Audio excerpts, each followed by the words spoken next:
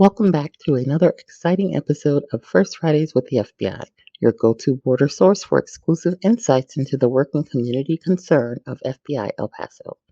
I'm your host, Monica Tucker, and today's episode is a special treat but bittersweet as we are joined by outgoing FBI El Paso Special Agent in Charge, Jeffrey Downey, as he reflects on his time serving on the border and shares some extraordinary highlights from his tenure.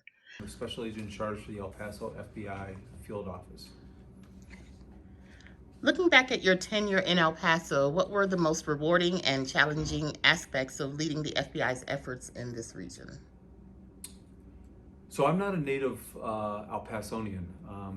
It was my first time here in the Southwest. So one of the challenges I faced, which I really enjoyed, was getting to know the community and getting to know some of the challenges that we have in this community. Probably one of my most memorable experiences here is getting to lead an office that the men and women of the FBI office of El Paso, who also live in this community, just truly have a deep passion to keep this community and our nation safe. So it's been a true honor for me to be here and to work side by side with them.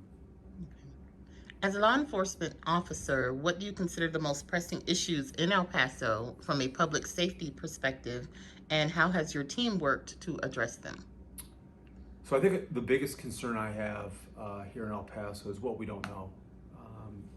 You know, every day we're getting information that comes here to the local FBI office and on a national level of potential criminals that are out there that want to that pose harm to our community and to our nation. So it's what we don't know and trying to stay ahead of that threat on a day-to-day basis.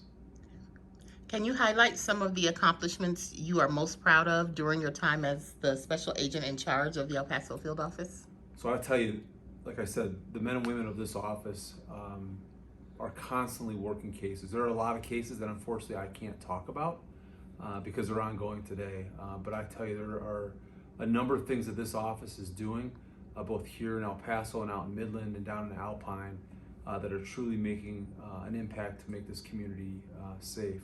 One of the things I didn't expect when I came here to El Paso was the migrant surge that we were going to face here in El Paso, and specifically when we set up the Afghans who resettled here to the United States, the 10,000 Afghans that came here, and the work that we had to do in partnership with our other federal, state, and local partners to make that a safe and successful operation. Could you discuss some of the major cases your team handled under your leadership and how these investigations impacted the safety and security of the community? So, like I said, there are a lot of cases that I can't specifically talk about, which is I know not what you're looking for. But I think here it was. Well, I don't know that we'll ever have full closure. I think being able to get to a resolution, at least on the federal level, on the Walmart shooting, I know meant a lot to this office and to those that have worked that case. Like I said, this is, we all live and serve this community, live in this community. And so to hopefully bring some closure to that case, a lot of effort went into that, both at the state level, the federal level, and I know that investigation, case continues in state court. But, I think that's one that has had a significant impact on this area. Tell us about the major initiatives you implemented during your tenure to improve community engagement and outreach, and how did these efforts help build trust and improve public perception? So, engaging with the community is so vital to what we do here at the FBI. And unfortunately, as a result of the pandemic, I think a lot of us kind of closed our doors and just try to keep our employees safe and personally to stay safe. But we've tried to reopen those doors again, and have really worked hard to reach out to the communities. We still have a lot of work to do, but I'm very proud that we've been able to spend a great deal of time with Black El Paso Voice and the Black Roundtable. And just give an example of that, in partnership with the Black Roundtable, we've been able to develop the Black Community Roundtable, which is something that on a quarterly basis we meet with members of the Black community to basically have honest dialogue between the FBI and the Black community to understand what the concerns are in the community and to make sure that we are serving the community at the highest level that we can. And we've done that in the Black community. We've done a similar model with the LGBTQ community. We spend a great deal of time with the Jewish community. So, building relationships with the different community groups, understanding some of the concerns out there, and frankly, giving a platform for people to ask some of the questions about the FBI. Like I always say, we like to keep those conversations real. We want to have a very frank discussion because I think there's a lot of stuff that's put out there that's not accurate. And I think being able to sit across the table and being able to have a direct conversation both with the community and with us at the FBI is so vital for us to build that partnership and trust.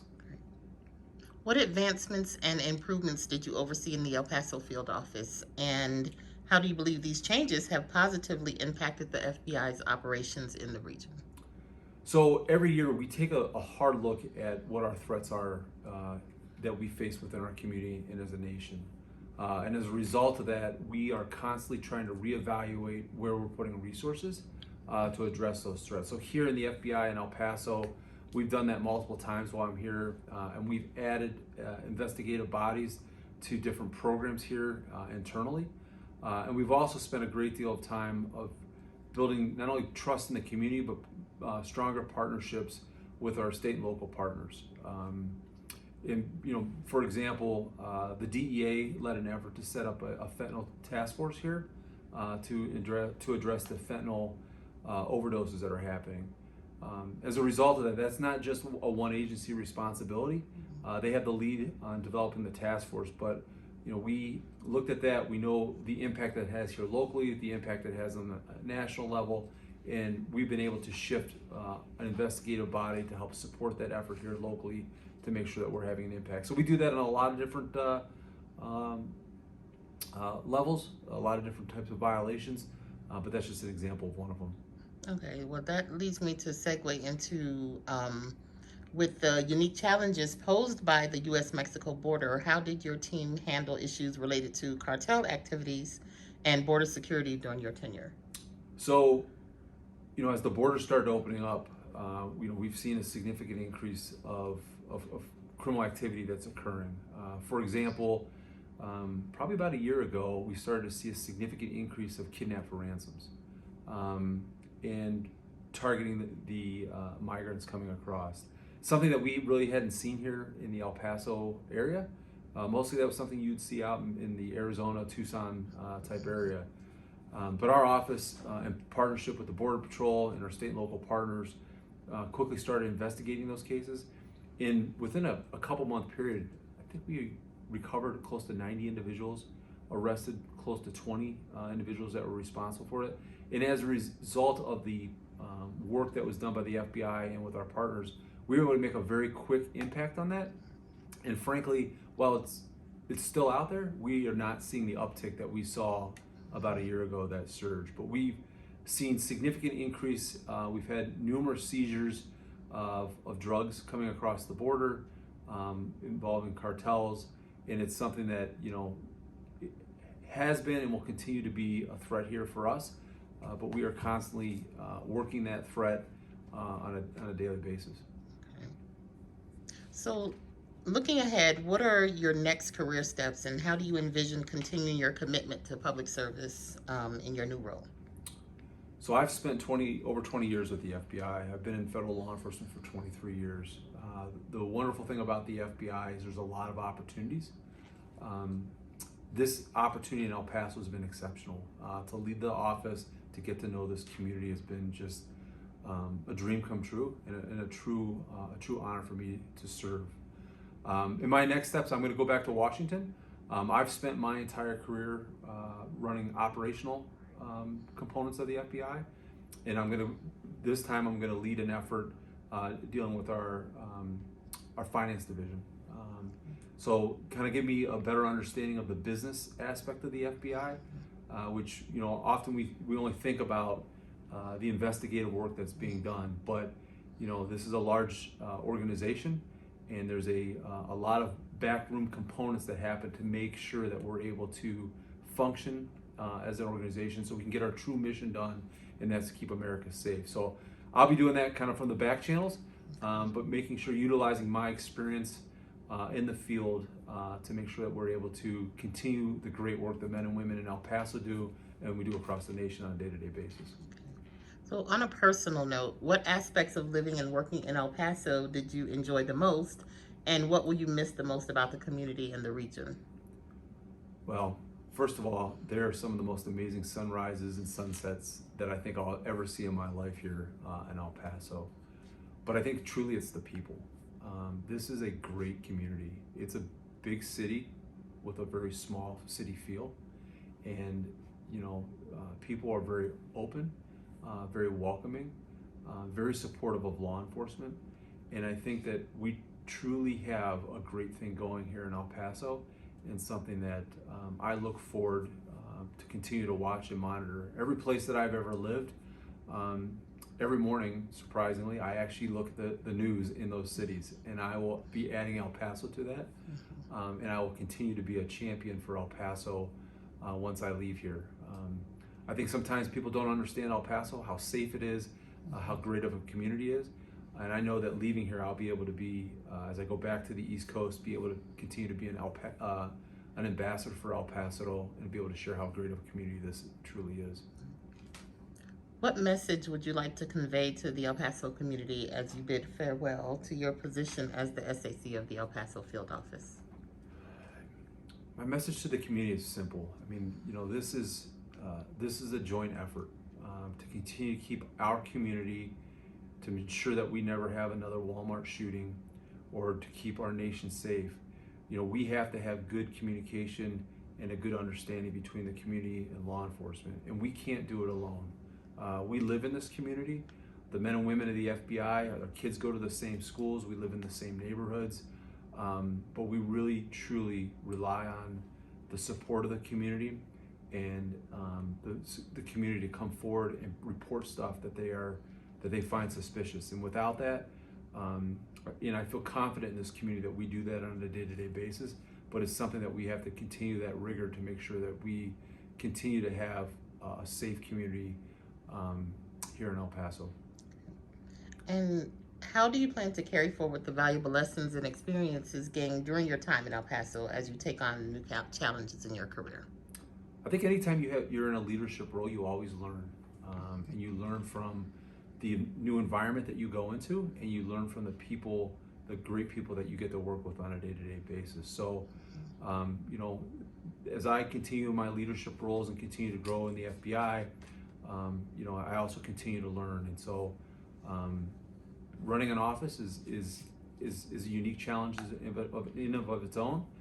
So I've been able to learn and take a number of things away that'll help me grow and develop as a leader.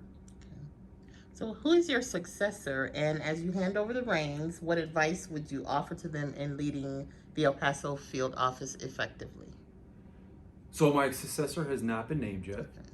There'll be an acting. There's an individual by the name of Douglas Goodwater that'll be coming in here starting on the 13th. That'll take over for a temporary standpoint. My advice to them is to make sure that you're out in the community. Talk to the community, listen to your folks in the office, and continue to have that rigor both personally as an office to make sure that we are doing what we have been asked and assigned to do, and that's to keep America safe on a day-to-day basis. And finally, is there anything else you'd like to share with El Pasoans and your colleagues as you transition to your new duty assignment? The only thing I can say is thank you.